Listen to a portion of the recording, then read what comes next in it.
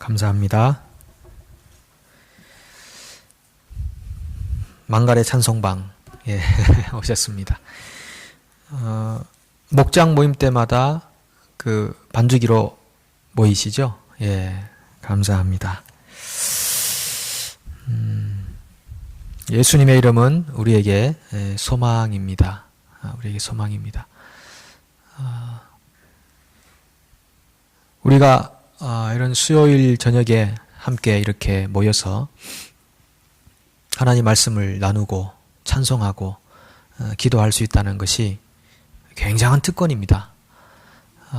사람들이 오고 싶어도 못 옵니다. 왜냐하면 와도 자기에게 별 의미가 없기 때문에 오고 싶어도 못 오고 오고 싶은 마음도 없죠, 사실은. 없죠. 그런데 우리에게는 오고 싶은 마음이 있다는 것, 어떤 면에서든지 함께 예배하고 싶고 진리의 말씀을 나누고 싶다는 것, 이것은 우리가 누리는, 이 땅에서 누리는 아주 큰 특권임에 틀림없습니다. 그래서 우리 옆 사람은 특권을 누리는 분들입니다. 하늘의 특권이거든요. 이 세상에 이렇게 굉장히 높은 지위를 가지고 계신 분들은 사회적으로 많은 특권을, 혜택을 누리지 않습니까? 다른 사람이 못 먹는 거 먹어보고, 안 가보는 데 가보고, 유명한 사람 만날 수 있고, 그리고 부활을 거느리고, 그런 굉장히 큰 특권들을 많이 누리지만, 그런 특권과는 비교가 안 됩니다. 우린 살아계신 하나님을 오늘 믿음의 눈으로 만나고 보기 때문입니다. 그런 우리에게 있는 그 프라우드한 자부심이 우리에게 필요한 거죠. 우리는 그런 사람들입니다. 옆에 있는 분 대단한 분이거든요. 하나님하고 직통하는 분들입니다. 보통 분들이 아닙니다. 그래서 한번 우리 아까도 인사했지만 정말 대단하시군요. 한번 인사하실까요? 대단하십니다.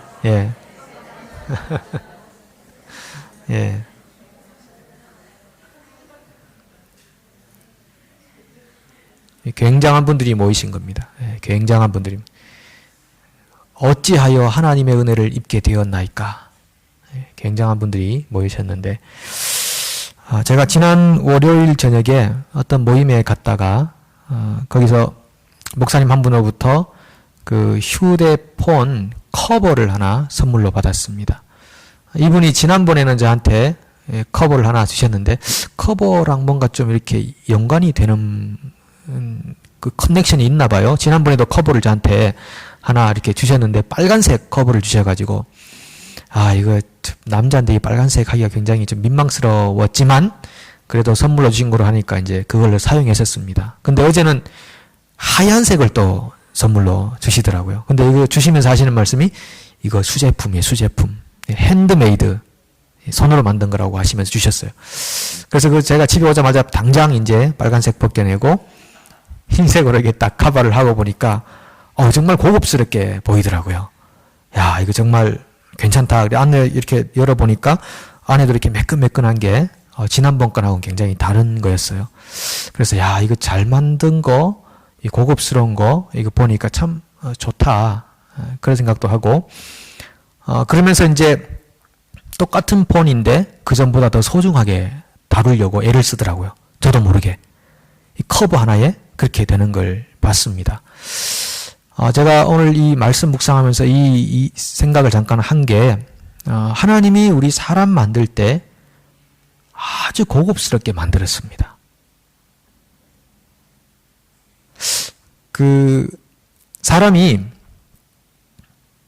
사람이 이렇게 뭔가를 만들잖아요. 사람이 만드는 것 중에 사람보다 뛰어난 게 있습니까? 사람이 만드는 것 중에, 발명하고 발견하고 만드는 것 중에 사람보다 뛰어난 게 있습니까? 컴퓨터는 우리보다 빠르긴 빠르잖아요. 사람보다 뛰어난가요? 뛰어난 면도 있죠. 그러나 총체적으로 볼 때 사람보다 뛰어난 건 없습니다. 슈퍼컴퓨터가 인간보다 낫지 않습니다. 사람은 자기보다 더 나은 걸 만들 수가 없습니다. 우리가 못하는 것 중에 하나가, 여기 보면 산, 들, 강, 바다, 이거 우리 못하는 거거든요. 이거는 하나님 만드신 거잖아요. 하나님도 자신보다 나은 걸 만들 수 없습니다. 만들지 않습니다. 그런데 하나님이 세상을 창조하시면서 그 중에 가장 하나님을 닮은 존재를 만든 것이 사람이잖아요. 이 사람은 정말 신비한 존재입니다. 영혼이 있죠. 그리고 하나님과 교통할 수도 있고 끊어질 수도 있는 겁니다. 영혼이 있고요. 그리고 사람은 정말 이 명석한 두뇌를 가지고 있습니다.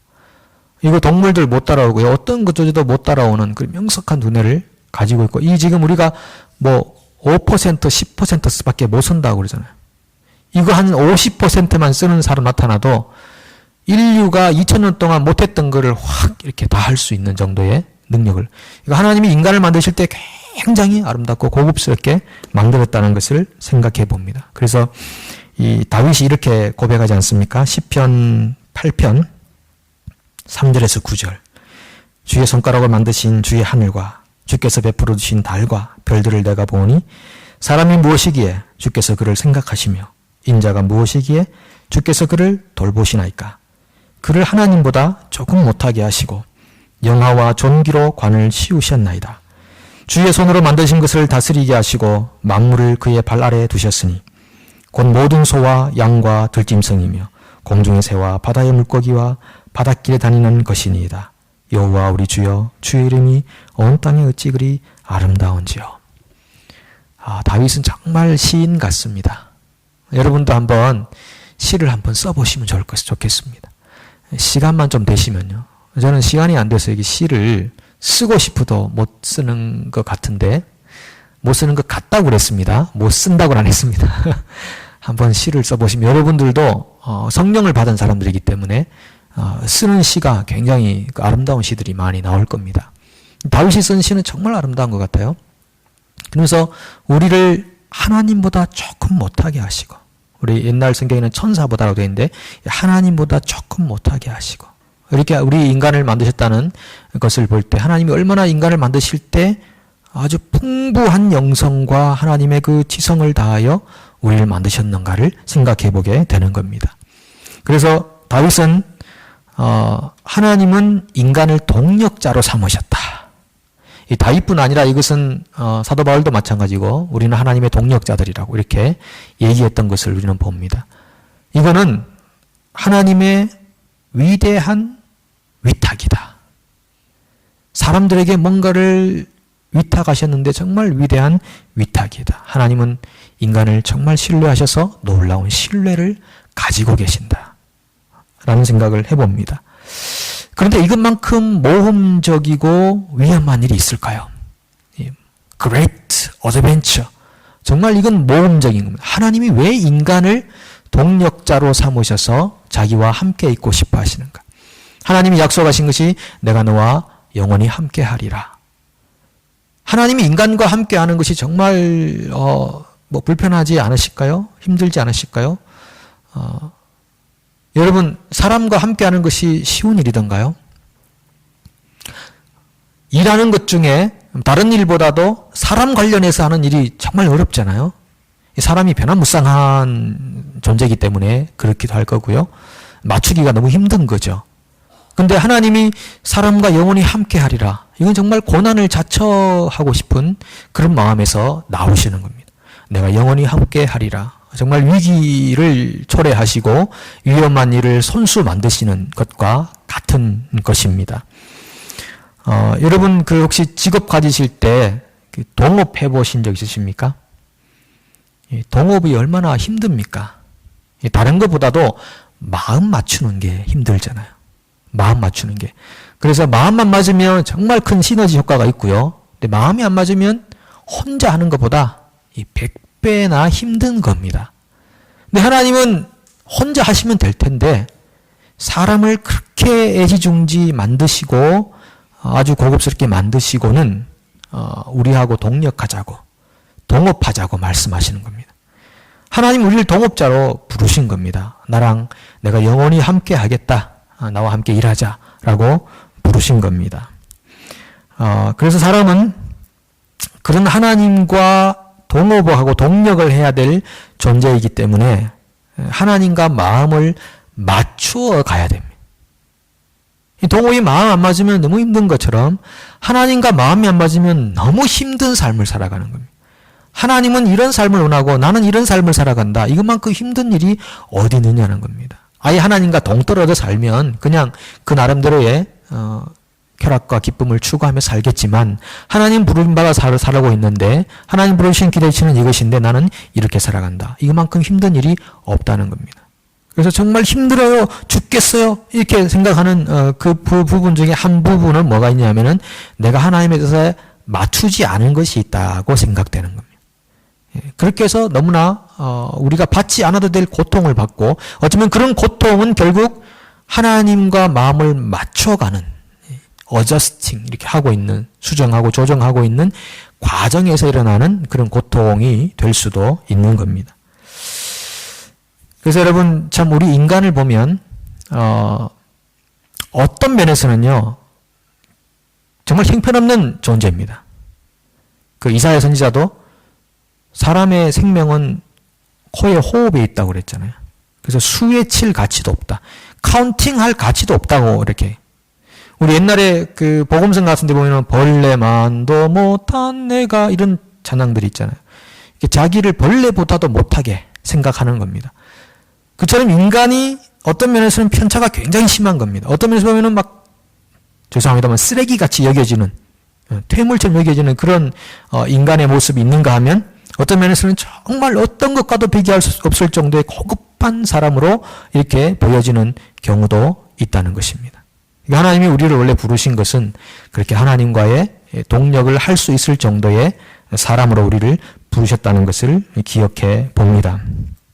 그래서 우리에게 끊임없이 마음 훈련이 되어야 되는데 마음 훈련이 되면 하나님의 시선으로 보게 되는 것이고요. 하나님 마음으로 생각하고 하나님의 관점으로 일하게 되는 것입니다. 오늘 하나님께서 이스라엘 백성들에게 가나안 땅을 정탐하라 이렇게 말씀하십니다. 저 같으면 뭐 굳이 정탐하라 그럴 필요가 있겠습니까? 뭐 홍해도 가르시는 분이 그리고 뭐 만나와 매출하기도 척척척 주시는 분이 뭐 이렇게 정탐까지 이렇게 약한 모습을 보이는 겁니까? 하나님 그렇게 연약하시 하나님 그렇게 그 자신 없습니까? 뭐 정탐까지 시킵니까? 하나님 한 번만에 쫙 하시면 우리가 들어갈 수 있는데 뭐 전염병 한번 쫙 돌려가지고 그 지역 사람들을 다 죽일 수도 있잖아요. 어떤 방법으로는 다 가능한데 이상하게 하나님이 이스라엘 백성들에게 가나안 땅을 정탐하라 이렇게 시킨다는 것입니다. 하나님은 우리를 부르셔서 우리의 에너지를 사용하게 하기를 원하십니다. 우리에게 있는 에너지를 우리에게 하나님 주신 그 에너지가 많잖아요. 정말 좋은 에너지 많은데 그 에너지들을 사용해서 하나님의 일에 동력하도록 우리를 불러주신다는 겁니다. 그러니까 우리가 어떻게 에너지를 사용하는, 에너지를 우리는 쓰지 않고 그냥 가만히 있어도 하나님이 다 해주시면 좋을 것 같은데 하나님 우리를 부르실 때 그렇게 부르지 않고 우리가 때로는 힘들고 어렵더라도 개척해 나가고 극복해 나가고 한번 도전해보고 그렇게 하나님의 마음을 경험하고 느끼도록 마치 하나님이 할 일을 우리가 하는 것처럼 이렇게 일을 하도록 우리를 세상 가운데서 부르셨다는 것입니다. 하나님이 예수를 이 땅에 보내셨잖아요. 십자가를 지게 하시고 구원을 얻게 하시고 부활의 생명을 주셨는데 왜 그거 하셨냐 하면 그건 우리가 못하니까. 죄의 문제나 사망의 문제는 우리가 할 수 없는 일이니까 하나님이 친히 나셔서 그 일을 다 이루신 겁니다. 그런데 우리가 할 수 있는 부분까지 하나님이 다 하시진 않습니다. 하나님은 절대적으로 우리가 일하는 영역에서 자신의 에너지를 아끼십니다. 그리고 우리의 에너지를 사용하게 만드십니다. 그렇게 해서 우리가 할 수 없는 부분들은 지금도 역사에서 도와주시지만 우리가 할 수 있는 부분들은 우리가 하게끔 내버려 두십니다. 그래서 예를 들면 우리가 살다 보면 뭐 실패할 수도 있고요. 뭐 어떤 질병에 걸릴 수도 있습니다. 질병에 걸리다 보면 좀 많이 약해지잖아요. 이게 심각한 사망의 냄새가 우리에게 다가올 때도 있습니다. 위험합니다. 그런데 극복해 보려고 애를 씁니다. 기도해보고, 그리고 하나님 살려달라고 해보고, 고쳐달라고 해보고. 그런데 만약 우리가 하나님 앞에 하나님을 신뢰하는 사람이고 하나님을 아는 사람인데 기도하고 간구해도 하나님이 우리의 생명을 거두어 가신다면 그건 분명 하나님의 뜻인 것입니다. 내가 할 수 없는 부분을 하나님이 하셔야 된다면 하나님은 날 살리실 거예요. 그런데 하나님께서 만약 내 생명을 그 순간에 거두어 가신다면 이거는 내 에너지를 아무리 사용해도 안 되는 일이라면 그건 하나님이 이미 그 상황을 받아들이기로 결정해 놓으신, 더 이상 에너지를 사용하지 않으시는 그런 하나님의 뜻이 그 속에 들어있다는 것을 말씀해 주는 겁니다. 마치 기독교가 어떤 모든 불가능을 가능하게 만드는, 단추만 누르면 모든 것이 잘 되는 자동적으로 그런 종교가 절대 아니지 않습니까? 우리에게는 여기 플랜카드에 나와 있듯이 지혜와 계시의 영을 너희에게 주시사 하나님을 알게 하시고, 우리가 정말 오늘도 추구하고 있는 것은 하나님은 과연 우리 인간들에게 무슨 일을 하시며 우리는 과연 하나님을 위해 무슨 일을 해야 하는 사람들인가 하는 것을 알아가는 것, 그것이 정말 우리에게 필요한 신앙의 어떤 각성이며 또 추구가 아닌가 생각해 봅니다. 그래서 지휘관 하나씩 다 뽑아가지고 가나안 땅으로 보내면서 이렇게 말하죠. 그 땅 근원이 강한지 약한지, 많은지 적은지, 땅이 좋은지 나쁜지, 사는 성읍이 진영인지 산성인지, 토지가 비옥한지 메마른지, 나무가 있는지 없는지를 탐지하라. 그 땅의 실과를 가져오라 라는 겁니다. 여기 지금 말하고 있는 정탐에서 봐야 되는 그 모든 일들은 우리의 일상적인 삶의 내용들입니다. 산인지 진영인지 뭐 나무가 있는지 없는지 그런 것들을 보고 듣고 체험하면서 뭘 하라는 거냐면 마음의 결정을 하라는 겁니다. 그러니까 그것이 내 속에 이미지화가 되는 겁니다. 하나님은 그냥 뚝딱 도깨비 방맹이처럼 뚝딱 하고 그냥 그들을 공중부양시켜가지고 200만 명을 쫙 가나안 땅으로 흩으시고 그 땅을 차지하게 했다는 그런 무협지와 같은 그런 일을 하시지 않고 하나님은 이스라엘 백성들에게 현장을 다 탐지하게 하고 마치 하나님이 없는 한 민족이 땅을 차지하기 위한 전쟁을 하는 것 같은 그런 현장들을 다 그대로 보게 하시고 결국은 그들에게 요구한 것은 마음의 결정을 하라는 것입니다. 하나님 절대 우리를 어린아이처럼 취급하기를 좋아하지 않습니다. 손잡고 늘 이렇게 해가지고 사주고 먹여주고 떠먹여주고 갓난아기처럼 그렇게만 우리를 대우하시지 않고 우리로 하여금 분명한 지각을 가지고 판단할 수 있도록 분별할 수 있도록 선택할 수 있도록 마음의 의지적인 결정을 내릴 수 있도록 우리를 인도해 가시는 하나님이라는 겁니다. 우리가 하나님에게 뭔가를 무조건 기대해 가지고 어떻게 되겠지 그렇게 우리를 부르신 것이 절대 아닙니다. 하나님 우리를 부르실 때는 아주 인격체로서의 아주 존중감을 가지고 부르시고 우리의 속사람을 강건하게 하시는 겁니다. 속사람이 강건하다는 것은 다른 말로 하면 우리의 의지가 분명해진다는 겁니다. 가나안 땅에 들어가서 모든 것들을 다 보고 네가 분명한 의지를 가지고 판단력과 분별을 가지고 결정하라는 겁니다. 거기에 들어갈 거냐 말 거냐. 그건 우리에게 하나님이 요구하시는 우리를 아주 인격적으로 대우하시는 하나님의 선택이 되는 것입니다. 12명이 갔습니다. 그들이 갔던 곳이 헤브론이라는 지역이었다고 그랬습니다. 아주 오래된 도시인데요. 이집트의 어떤 도시보다도 더 오래된 도시라고 되어 있죠. 그래서 포도와 석류와 무화과를 땄습니다.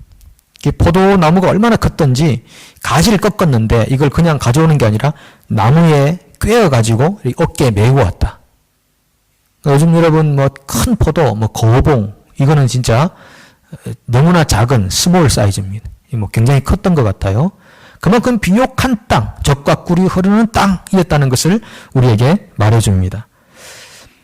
이 12명이 스파인 겁니다. 뭐 그 지역 사람들이 복장을 했는지는 잘 모르겠지만 그렇게 하여튼 변장을 했겠죠. 그리고 그 땅의 사람들인 것처럼 다니면서 40일간을 다녔다.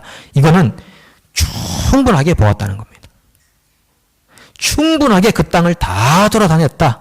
그러니까 그 지형이 어떠며 그 사람들의 지휘관들이 왔으니까 굉장히 또 또릿또릿하겠죠. 그러니까 잘 분별할 수 있는 충분한 시간을 가지고 다시 돌아와서 이제 보고회를 가지는데 모세도 있고 아론도 있고 온 회중들이 함께 자리 잡고 있습니다.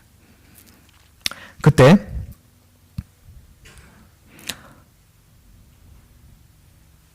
갈렙이 말합니다. 우리가 올라가서 그 땅을 취합시다. 막 가슴이 좀 흥분된 것 같습니다. 우리가 올라가서 그 땅을 취합시다. 우리가 능히 이길 것입니다. 굉장히 짧아요. 원래 여러분 그 말이 길수록 부정적인 말이 될 수 있습니다. 우리가 누구에게 부탁을 했는데 예, 제가 부탁을 받았는데 이렇게 하고 이제 한 쭉 문장이 길어지는 거는 이거는 안 된다는 말이구나. 이걸 경험해요. 제가 메일을 이렇게 보내고요. 메일을 딱 여는 순간 문장이 길잖아요. 그러면 이건 안 합니다. 그런 뜻입니다. 안 됩니다. 라는 뜻입니다. 제가 많이 경험했습니다. 어떻게 이렇게 하시면 어떨까요? 보냈는데 딱 여는 순간 길다. 이거는 안 되는 이유가 무엇인지를 설명해 놓은 거죠. 되는 분들은 좋습니다. 간단하죠. It's okay. 간단한데 그러게 되는 거예요. 지금 갈렙도 갑시다. 이깁니다. 이렇게 아주 굉장히 심플하게 얘기합니다. 교회에서 뭘 이렇게 하자고 할 때 합시다 라는 분들은 합시다 한데 안 되는 분들은 막 서서히 길어지는 겁니다. 우리가 이렇게 해서 안 되고 저렇게 해서 안 되고 이렇게 안 되고 시간 뭐 굉장히 막 그렇게 해야 좀 뭔가 이게 대변이 되는 것 같고요. 자기 변호가 되기 때문에 굉장히 길어지게 되는. 그렇게 말했는데 다른 사람들이 길게 말합니다. 우리는 능히 올라가서 그 백성을 차지하지 못합니다. 그들은 우리보다 강합니다. 네피림 후손들이 거인들이 사는 땅이기 때문에 점령은 불가능합니다. 우리는 우리가 봐도 메뚜기 같은데 그들 보기에는 오죽하겠습니까? 일단 길다는 거는 뭔가 좀 수상한 거죠. 우리는 다 메뚜기 같은데 그들이 볼 때는 우리는 얼마나 정말 아주 얼마나 무능하게 보이겠습니까? 라고 고백하는 거죠.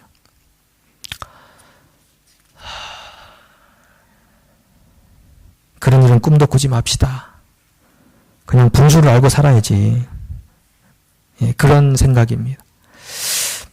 이 소리를 온 회중이 다 들었습니다. 그것도 12명 중에 10명이 12분의 10 압도적인 숫자가 안 됩니다. 우리는 메뚜기입니다. 그때 막 절망감이 막 파도처럼 쓰나미처럼 밀려오는 겁니다. 이 듣고 있는 사람들이 정말 그 땅이 어떤 땅일까? 어떤 땅일까? 이러고 있는데 막 절망감의 소리가 막 계속 밀려오는 겁니다. 5분의 4 이상이 막 사람들이 안 됩니다. 죽었습니다. 메뚜기입니다. 우리는 정말 연약합니다. 그러니까 완전히 낙담한 상태로 가니까 사람들이 밤새도록 울었다고 그랬습니다. 밤새도록 울었다. 제가 지난주에 말씀드렸지만은 이스라엘의 별명 복임이라고 그랬잖아요. 울어서 망했다는 겁니다. 울어서 망했다. 맨날 우는 겁니다. 이게 뭐 회개의 울음이 아니고 신세 한탄의 울음입니다. 막 계속 콧물 눈물을 흘리고 그냥 끝났다, 죽었다, 망했다, 우리는 안 돼. 이런 절망의 상태는 하나님 백성의 상태가 아닙니다. 오늘 기도하신 집사님께서 생명을 나타나게 해달라고 해요. 생명의 향기를 드러내고 하나님의 역사와 능력에 대한 일이 나타나야 되는데 이 절망에 대한 일은 이건 정말 하나님의 일의 모습이 아닌 것입니다. 그래서 그들의 마음에 새로운 소망이 생겼어요. 그렇게 절망한 다음에 이건 제가 지금 14장까지 지금 가고 있는데 14장 2절과 3절을 보면 이스라엘 자손이 다 모세와 아론을 원망하며 온 회중이 그들에게 이르되 우리가 애굽 땅에서 죽었거나 이 광야에서 죽었으면 좋을 것을 어찌하여 여호와가 우리를 그 땅으로 인도하여 칼에 쓰러지게 하려 하는가? 우리 처자가 사로잡히리니 애굽으로 돌아가는 것이 낫지 아니하랴. 자, 이런 순간에 이스라엘 백성들에게 소원이 생겼습니다. 어떤 소원이냐 하면 차라리 이집트로 돌아가자. 이런 소원이 생겼습니다. 차라리 거기 있으면 좋을 뻔했는데 지금이라도 늦지 않았으니 그리 돌아가자. 우리는 칼에 맞아 죽을 것이고 우리 처자는 사로잡혀 갈 거다. 이런 해석이 그들에게 따라오는 겁니다. 이런 절망적인 상황에서 소원이 생겼죠. 그리고 그렇게 될 거라고 예언을 하고 있습니다. 그들은 그들의 소원대로 광야에서 다 죽었습니다. 가나안 땅에 하나님은 들여다보내지 않았습니다. 아니 그들이 홍해를 건넜잖아요. 그리고 어린 양의 피, 유월절을 경험한 사람이고 홍해를 건넌 사람들인데 도대체 어떻게 하여 홍해까지 건너놓고 이제 와서 그렇게 다 소멸하고 멸망하는가? 이건 오늘 그리스도인들이라고 자처하며 살아가는 오늘날의 그리스도인들에게 주는 굉장한 경각심을 불러일으키는 메시지이기도 한 겁니다. 이집트에서 탈출하게 하고 홍해에서 건넌 다음에 그들을 멸망시켰다고 유다서는 또 우리에게 증거하고 있습니다. 그래서 오늘 우리가 살고 있는 이 삶이 얼마나 안전한가, 우리가 그리스도 안에서 정말 영원한 소망을 가지고 하늘나라의 천국에 입성할 수 있는 사람들인가 하는 것을 다시 한번 돌아보게 만드는 그런 장면인 것 같기도 합니다. 그들이 소원했던 대로 그들은 광야에서 다 죽었습니다. 믿음 없는 1세대들을 하나님은 다 죽였습니다. 그리고 새로 태어난 2세대와 여호수아와 갈렙을 중심으로 가나안 땅을 진격하여 들어가게 하셨습니다. 이런 마음에 무슨 소원을 품느냐가 중요한 것입니다. 그거 안 돼. 힘들 거야. 망할 거야. 이런 거냐? 아니면 하나님이 함께 하시면, 하나님의 뜻이라면, 공동체가 힘을 모은다면, 마음에 연합이 생긴다면 되실 겁니다. 이런 마음을 가진 것과 그 마음은 천지 차이가 되는 겁니다. 우리는 무늬만 그리스도인 되어서는 안 되죠. 실제적인 삶의 고백이 그리스도인들처럼 되어야 하는 것입니다. 제가 이 내용을 적어봤습니다. 무엇이 보이느냐 보다 무엇을 보느냐가 더 중요합니다. 어떤 욕망이 생기느냐 보다 어떤 마음의 소원을 품느냐가 중요합니다.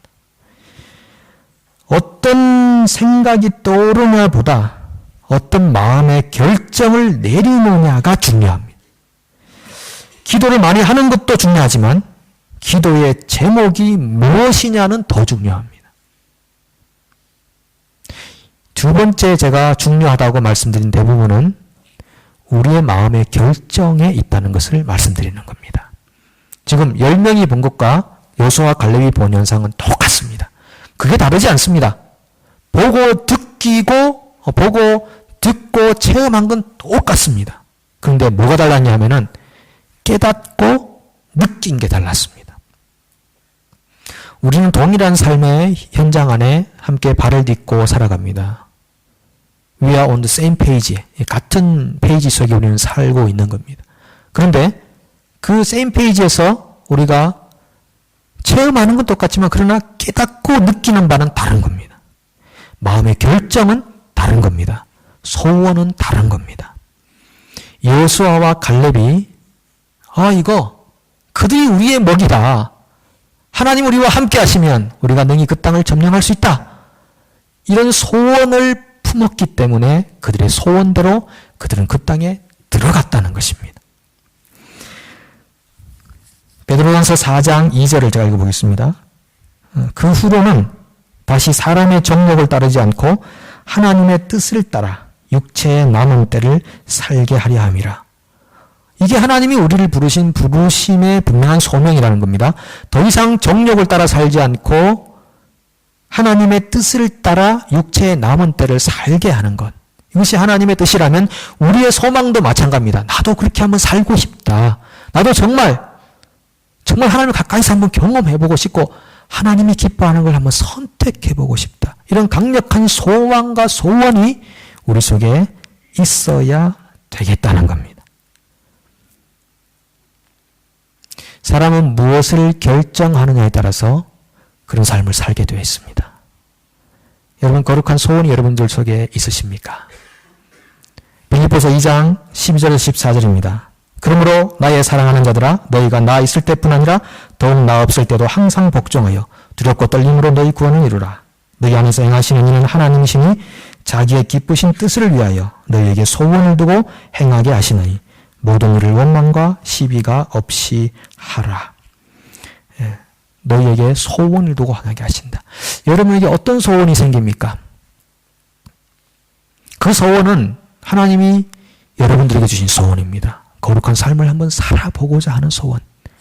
그리고 우리가 지금 여기 이민자로 유학생으로 또 워킹홀리데이 이렇게 여러 가지 비자를 가지고 살고 좀 소수민족으로 이렇게 마지노하게 살아가는 우리의 현 주소지만, 그러나 이 속에서 우리가 살고 있는 그 삶의 작은 한 방울의 물방울이 전 바다를 변화시킬 수 있다고 믿는 믿음으로 살아가는 겁니다. 나는 정말 약한 한 소수민족의 한 인생으로 살지만은, 그러나 나는 이 땅에 사는 동안 하나님의 그 크심을 세상 가운데 나타내 보일 수 있다. 그리고 싶다 하는 소원이 생기면 여러분 그렇게 살아가는 겁니다. 그렇게 영향을 미치는 겁니다. 역사가 증명하고 있습니다. 그래서 오늘 여러분 불가능하다고 생각하는 것, 그거 있을지라도 소원을 품으십시오. 우리 성도님 중에는 그런 분들 계시잖아요. 예.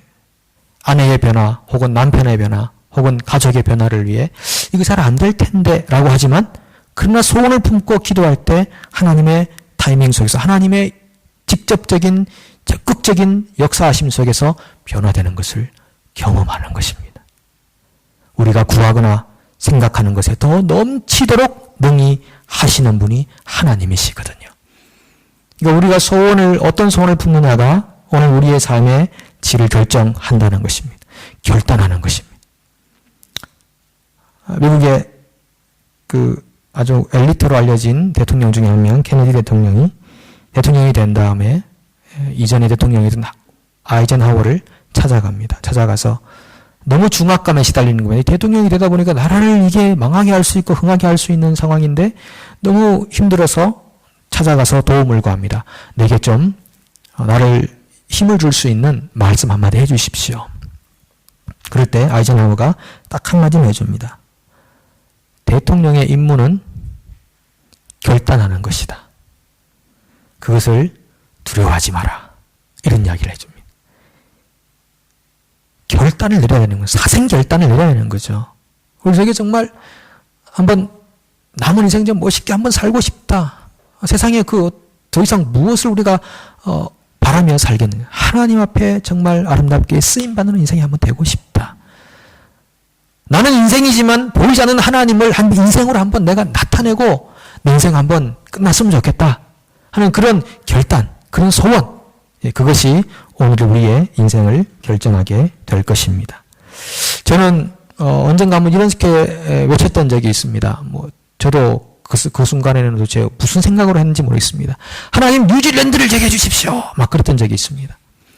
지금은 뉴자도 안 나오는 상황에 지금 있습니다만, 저도 모르는 사이에 어느 순간에 그랬던 적이 있습니다. 하나님 뉴질랜드를 제게 주십시오. 막 그랬던 적이 있습니다. 기도하면서. 그러니까 그런 하나님이 하실 것이라에 대한 소망, 제가 아무것도 아닌 사람인데 뉴질랜드를 주십시오라고 생각하는 것이 이게 어디서 나온 얘기입니까? 제가 술을 먹고 한 건 아니었거든요. 이 하나님이 그런 담대함을 주시니까 뉴질랜드를 주십시오. 막 그렇게 얘기가 나와요. 제가 가만히 보니까 점점점 지금 주시고 계시는 것 같은 느낌이 확 들어옵니다. 예. 한 3분의 1좀 들어왔어요. 친근하게 느껴지고, 하나님이 역사하시면 그게 불가능하지는 않겠다는 생각도 들고요. 예, 그런 마음이 드는 것은, 이 사람이 워낙 이게, 자기 생각보다 엄청난 일을 생각할 때는 자기도 자기를 잊어버리는 경우가 있거든요. 제 모습을 잊어버리는 겁니다. 내가 얼마나 연약한 모습인지를. 근데 그 하나님이 주시는 새 힘이 있을 때 눈이 번쩍 뜨이는 겁니다. 그리고 우리가 할 수 없다고 생각되는 것까지 하나님께 구하게 되는 거예요. 그러면 우리에게 있는 그 거룩한 소원을 따라 하나님은 역사하시고 일하게 되어 있으신 겁니다. 그러다 보면 하나님의 일이 이루어지는 겁니다. 이게 오늘 우리들에게, 이게 살고 있는 우리들에게 주시는 주님의 명령과 또 말씀이기도 합니다. 이 폴 트루네가 그런 얘기를 합니다. 고통은 그 자체로는 결코 이런 것이 아닌데 중요한 것은 시련 앞에서 어떻게 반응하는가. 슬픔이 크면 클수록 슬픔이 생산하는 창조적 에너지도 커진다. 예, 이 상담학자, 심리학자인 폴 트루네가 이렇게 말합니다. 그분이 말한 것 중에 제가 기억나는 게 그 책도 그래 나오죠. 인생은 모험이다. 폴 트루네가 이르기는 인생은 모험이다 그랬거든요. 예, 인생은 여러분 모험인 것입니다. 주저주저 하다가 시간 다 보내고 인생 다 끝나는 겁니다. 한번 결단하고 발을 한번 바다에다가 넣어보는 겁니다. 그때 이게 요단강이 갈라지는 거거든. 발도 놓지 않고 그냥 주저하고 말까 갈까 말까 하다가 시간 다 보내고 그냥 때 저물어 날림이 어두니 그런 찬송을 이제 부르게 되는 거죠. 그러지 말고 오늘 마음의 결정을 하고 소원을 품고 발을 내딛는 겁니다. 예, 그럴 때 모험이거든요. 그럴 때 하나님이 하나님이 이렇게 역사하시는구나 라는 걸 또 경험하게 되는 것입니다. 제가 이분 이야기만 한마디만 더 하겠습니다. 그 리더십 분야의 전문가인 존 맥스웰이라는 분이 성공이 뭐냐 이렇게 정의합니다. 하나님을 알고 나를 향한 그분의 소원을 아는 것이다. 내가 가진 최대한의 가능성을 키우며 다른 사람에게 유익을 주는 씨 뿌리기. 이것이 성공이다. 이런 정의를 내립니다. 하나님은 우리에게 굉장한 파스빌리티를 주셨습니다. 가능성을 주셨습니다. 그러니까 세상에서 말하는 거 이게 기독교에 잘못 적용됐어요. 사실 지금까지. 그냥 부를 획득하는데 전부 막 긍정의 힘을 사용하고 뭐 축복을 받고 막 그걸로 다 그냥 물신을 넣기 위해서 모든 가능성을 동원해버렸던 그런 잘못된 우리 한국 기독교 역사가 지금도 영향을 미치고 있습니다. 그게 아니고 이게 좋은 것이 나쁜 것으로 변질돼 버려서 정말 좋은 건데도 말도 못하는 이제 그런 상황까지 갑니다만 정말 하나님은 우리에게 엄청난 가능성을 주셨습니다. 가능성을 주셨습니다. 여러분 소원을 품으십시오. 지금 생각할 때 이거 되겠나? 뭐 우리 안 믿는 시댁 식구 다 구원, 이거 너무 커. 이거 어떻게 되나? 그거 아닙니다. 거룩한 소원을 품는 겁니다. 하나님 다 구원받게 도와주십시오. 여러분 자녀가 지금은 죄송합니다. 제가 직접 직설적인 표현으로 개망난이처럼 이렇게 살고 있는데 저 인간이 정말 대도체 사람 되겠나? 불가능한 건데 거룩한 소원을 품고 기도하는 겁니다. 하나님 그 인간 제대로 되게 도와주십시오. 하나님이 한 번 하시면 훅 갈 수 있습니다. 하나님 도와주십시오. 거룩한 소원을 품고 기도하는 겁니다. 어느 순간에 그 인간이 돌아와 있는 것을 여러분 부모님들은 보시게 될 겁니다. 그 인간 돌아옵니다. 걱정하지 마시고 거룩한 손을 품고 기도하는 것입니다. 기독교 역사에 부흥이라는 역사들이 많이 있었습니다. 뭐 여러 군데 있었죠. 그 중에 이제 평양 대부흥도 한 부흥의 종류였는데 정말 우리에게 부흥이 와야 되거든요. 부흥은 사람이 우리는 이렇게 열심히 하는 거 삽뜨기 하는데 부흥이라는 것은 포크레인으로 한번 확 들어놓는 것입니다. 이게 하나님의 임재와 역사가 일어나가지고요. 우리가 상상도 못했던 일이 확 벌어질 수 있는 겁니다. 영적인 세계라는 건 그런 겁니다. 그래서 우리에게 간절한 소원과 소망을 품으십시오. 안 된다고 생각되는 거 그렇게 생각하지 마시고 하나님께 간절하게 간구하십시오. 그래서 여호수아와 갈렙이 했던 그런 놀라운 하나님의 역사를 여러분의 인생의 현장에서 직접 체험하시고 하나님이 얼마나 위대하신 분입니다. 하나님을 얼마나 고급스럽게 창조하시고 우리와 동력하기를 기뻐하시는지를 날마다 체험하시고 간증하시는 귀한 인생 되시기를 축복합니다. 기도하겠습니다.